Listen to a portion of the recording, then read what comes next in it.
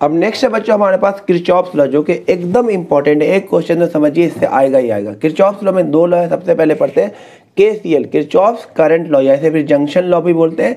Kirchhoff's current law क्या बोलता है बच्चों, किसी भी जंक्शन पे टोटल इनकमिंग करंट किसके इक्वल होगा बच्चों, टोटल आउटगोइंग करंट। जैसे एक ये जंक्शन है, इस पे इनकमिंग करंट कौन कौन है, I1 आ रहा है और I2 भी आ रहा है, तो total incoming current is equal to total outgoing current, यानी कि I3 प्लस में I4। ये होता है KCL, total incoming current is equal to total outgoing current any junction. जैसे कि मैंने एग्जांपल ले लिया है KCL को समझाने के लिए, यहाँ से 2 एम्पियर आ रहा है, ये यहाँ से 3 एम्पियर आता है, इनकमिंग कितना हो गया 2 और 3 5, तो आउटगोइंग कितना हो जाएगा, ये भी क्या हो जाएगा 5 एम्पियर। तो x की वैल्यू कितनी हो जाएगी 5 एम्पियर।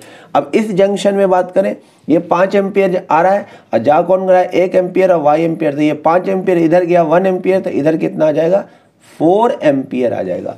अब यहाँ इस जंक्शन पे बात कर लें तो इधर से 4 एम्पियर आ रहा है, इधर से भी 4 एम्पियर आ रहा है, तो आउटगोइंग कितना हो जाएगा, ये दोनों इनकमिंग हो गया 4 4, तो आउटगोइंग कितना हो जाएगा 4 + 4 8 एम्पियर क्या हो जाएगा आउटगोइंग करंट। अब देखिए बच्चों दूसरा लॉ क्या, केवीएल, किरचॉफ्स वोल्टेज लॉ, या फिर इसे लूप लॉ भी बोलते हैं। ये क्या कहता है, in any close loop total EMF of cell क्या होगा बच्चों, किसके इक्वल होगा, total potential difference across resistor, यानी कि केवीएल क्या बोलता है, total EMF is equal to total potential difference across resistor. इसको समझाने के लिए मैं 2-3 अच्छे क्वेश्चन लूंगा, आपको केवीएल एकदम अच्छे से क्लियर हो जाएगा। देखिए इसमें आपको साइन कन्वेंशन याद रखना होगा बहुत ही ध्यान से। साइन कन्वेंशन क्या है कि अगर लूप में आप करंट के डायरेक्शन में जाएंगे तो आपको क्या लेना होगा, प्लस का IR, और अगर करंट के अपोजिट डायरेक्शन में आप लूपिंग कर रहे होंगे तो आपको लेना पड़ेगा माइनस का IR। और सेल के केस में जब आप पॉजिटिव एंड से एंटर करेंगे, जब पॉजिटिव की तरफ से एंटर करेंगे लूप में, तो आपको लेना इसका EMF E है, तो आपको माइनस का EMF लेना है। और जब आप नेगेटिव की तरफ से एंटर कर रहे होंगे तो आपको EMF को क्या लेना, प्लस का E लेना। ये दोनों साइन कन्वेंशन आपको बड़े ध्यान से याद रखना होगा। अब ध्यान से देखो बच्चों, केवीएल को समझने के लिए मैं 2-3 अच्छे क्वेश्चन लूंगा। ये पहला क्वेश्चन है, इसमें क्या बोला है, हमें पावर निकालना 4 ओम रजिस्टर के अक्रॉस। तो बच्चों पावर निकालने के लिए हम फॉर्मूला यूज कर सकते हैं I²R, तो R तो हमें पता ही है, तो किसी तरह से हमें इसमें कितना करंट पास हो रहा है वो निकालना होगा। तो सबसे पहला काम होता है केवीएल में, करंट को डिस्ट्रीब्यूट करो। तो 2 सेल है तो एक करंट निकालो इस सेल से, बैटरी के पॉजिटिव टर्मिनल से हमेशा सेल करंट निकालना, इसका नाम रख दो I1। तो बच्चों याद रखना ये I1 यहां से लेकर के यहां तक I1 होगा, और यहां से निकाल दो I2, यहां से आपने निकाल दिया I2। अब ये I2 क्या होगा बच्चों, यहां से लेकर के I2 यहां से लेकर यहां तक होगा। अब यहां से आ रहा है I1, यहां से आ रहा है I2, तो दोनों मिल करके KCL के अकॉर्डिंग क्या हो जाएगा, I1 प्लस में I2, incoming is equal to out, इधर से I1 इधर से I2 मिल करके क्या हो जाएगा I1 प्लस I2। अब उसके बाद आपको क्या करना है, लूपिंग करना है। 2 लूप दिख रहा है और आप लूप में किसी तरह से भी क्लॉकवाइज भी लूप घुमा सकते हो और एंटी क्लॉकवाइज भी, लेकिन याद क्या रखना कि करंट के डायरेक्शन में आप लूप को घुमा दिया करो, ज़्यादा आसानी से फिर सॉल्व हो जाए। इसको इक्वेशन ए लूप 1 बना लो, और इसमें करंट का डायरेक्शन इधर है तो लूपिंग इसको इधर कर लो, तो लूप 2, दोनों लूप बन गया। अब दोनों में हम क्या अप्लाई कर देंगे एकदम अच्छे से, केवीएल। तो पहले लूप में करते हैं इन केवीएल इन लूप 1।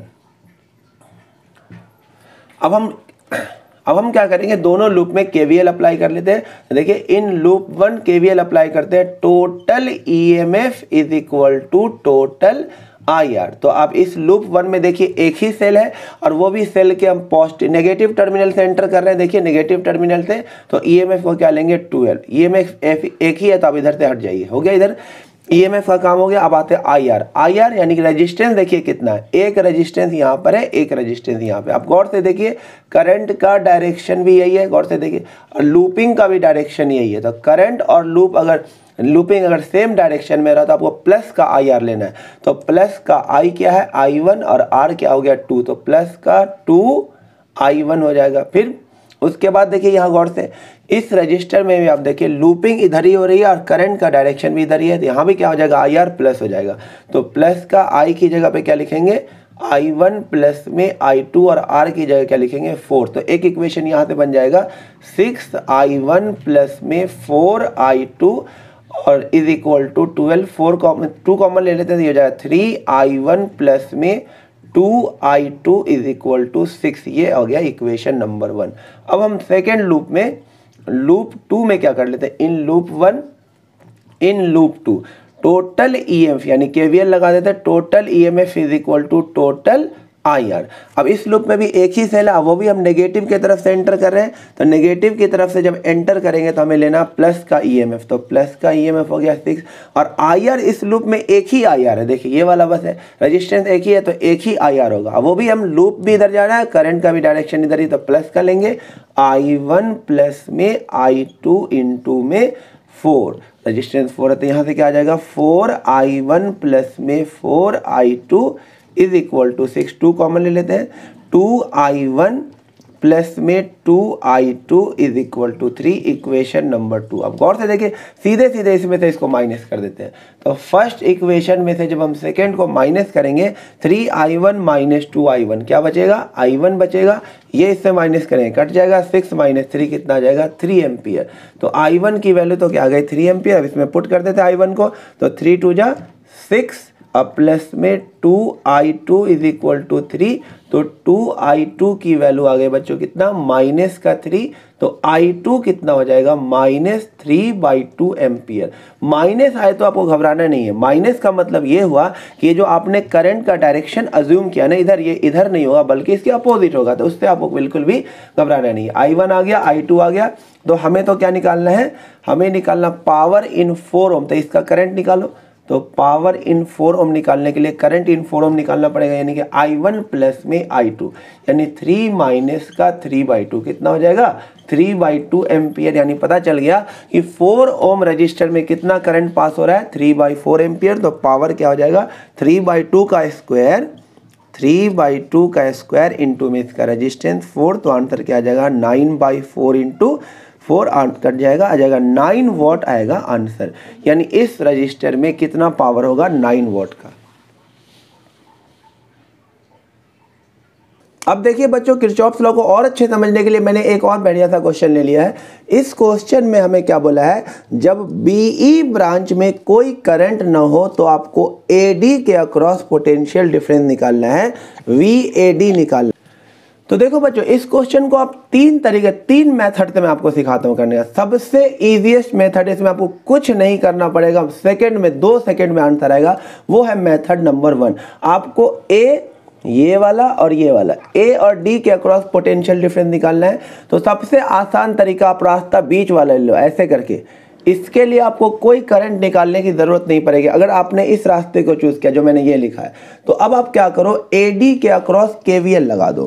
तो क्या होता है, total EMF is equal to total IR। सबसे आसान ये रास्ता है, टोटल EMF। तो जब आप टोटल EMF लिखेंगे ना, तो आपको AD को भी मान लेना है कि एज अ एक पोटेंशियल डिफरेंस है, यानी एज अ सेल मान लेना है। तो आपको EMF की तरफ VAD लिख ही देना है। जब भी आप KVL पॉइंटों पे लगाएंगे, एक पॉइंट से दूसरे पॉइंट पे, तो आपको जिसके अक्रॉस पोटेंशियल डिफरेंस निकालना वो EMF की तरफ ही लिख देना VAD।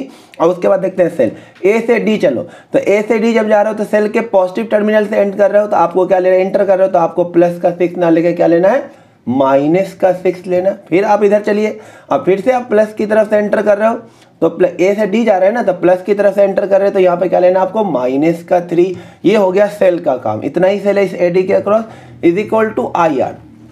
तो IR में एक ही रजिस्टर है, वो भी करंट 0 होता है, इधर क्या आ जाएगा 0 आ जाएगा।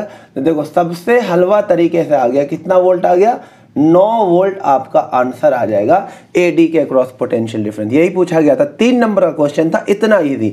बट अगर आपको ये पूछ ले कि इस ब्रांच में करंट बताओ या इस R की वैल्यू बताओ, और अगर आपको इसके अक्रॉस जाना हो VAD निकालने के लिए, तो आपको ऑब्वियस सी बात है इस ब्रांच का क्या चाहिए, करंट। तो आपको कुछ नहीं करना है, एक लूप यहाँ से करंट निकाल दीजिए I, यहाँ से आपने I करंट निकाल दिया, ये करंट I, इसमें तो कोई करंट है ही नहीं, तो यहाँ पे करंट क्या हो जाएगा 0, अब पूरा I निकल जाएगा इधर। तो आप यहाँ पे क्या अप्लाई कर दें, KVL अप्लाई कर दें और I निकाल लें, फिर इस रास्ते से चल दें। तो यहाँ पे जब मैं KVL अप्लाई करूँगा, तो आप लोग ध्यान से देखिए बच्चों, इसमें जब KVL अप्लाई करूँगा तो क्या लिखूँगा, total EMF is equal to total IR। अब इस लूप में गौर से देखो, एक नहीं, दो नहीं, तीन सेल है। तो अब इसको देखो, आप यहाँ नेगेटिव टर्म में लूपिंग ऐसे है ना, ऐसे करके लूपिंग है, तो नेगेटिव से एंटर कर रहे हैं तो आपको लेना प्लस का 6। फिर आप देखिए ऐसे इसके भी नेगेटिव सेंटर कर लेने हैं तो आपको लेना प्लस का 1। फिर आप लूपिंग देखिए इधर इसके भी नेगेटिव सेंटर करने हैं तो आपको प्लस का 3 लेना। ये हो गया टोटल EMF। टोटल IR देखिए, एक रजिस्टर, 2 रजिस्टर और 3 रजिस्टर। इसमें करंट के डायरेक्शन में तो 2I, इसमें भी करंट के डायरेक्शन में प्लस का 3I, इसमें भी करंट के डायरेक्शन में, लेकिन करंट 0 ही है तो यहाँ पे क्या आ जाएगा, इसके अक्रॉस पोटेंशियल डिफरेंस 0। तो कितना हो गया, 5I = 10, यानी I की वैल्यू आ जाएगी 2 एम्पियर। अब करंट निकल गया तो अब आप AD के अक्रॉस पोटेंशियल डिफरेंस इस रास्ते से भी निकाल सकते हो, ये जो रास्ता बना हुआ है। तो यहाँ पे लगा दो KVL, मेथड 2 में KVL लगाए, मेथड 2 में आंसर सब में 9 वोल्ट ही आएगा, जो आपको सबसे आसान लगेगा। ऑब्वियसली बात है, बीच वाला रास्ता सबसे आसान है, लेकिन आप सीख लो, यहाँ से भी निकाल सकते हो। Total EMF = total IR। तो टोटल EMF = टोटल IR। अब चलिए किस रास्ते से चलना है, ऐसे तो आपको इसकी तरफ VAD मैंने सिखा दिया, ये तो लिखना ही लिखना है। अब सेल देखो, A से D में जो जो सेल आएगा नेगेटिव सेंटर कर रहे हो तो आपको लेना प्लस का 1। अब कोई सेल नहीं है, यहाँ तक पहुँच जाओ, आ जाओ IR। कितना IR होगा, एक रजिस्टर ये रहा, I ये रहा, तो क्या हो जाएगा 2I। फिर एक रजिस्टर ये करंट ये, तो कितना हो जाएगा प्लस का 3I, और कोई रजिस्टर नहीं, तो ये हो जाएगा VAD + 1 = 5I, और I की वैल्यू 2 है, यानी 5I की वैल्यू डायरेक्ट देखो कितना 10, तो 5I की वैल्यू हो गई 10। तो VAD अगेन कितना आ गया, 10 - 1 9 वोल्ट आ गया बेटा। इस रास्ते से भी आप निकाले, सिमिलरली आप इस रास्ते से भी जाओगे तब भी आपका आंसर 9 वोल्ट आएगा। तो अगेन इस रास्ते से जाने के लिए आपको ये करंट तो पता होना चाहिए, साथ साथ R भी निकालना होगा। तो आपको अगेन यहाँ पे KVL लगाना, उससे R निकालना, फिर आप आसानी से इसके रास्ते से भी KVL लगा पोटेंशियल डिफरेंस अक्रॉस AD निकाल सकते हो। तो ये आप खुद करके देखना।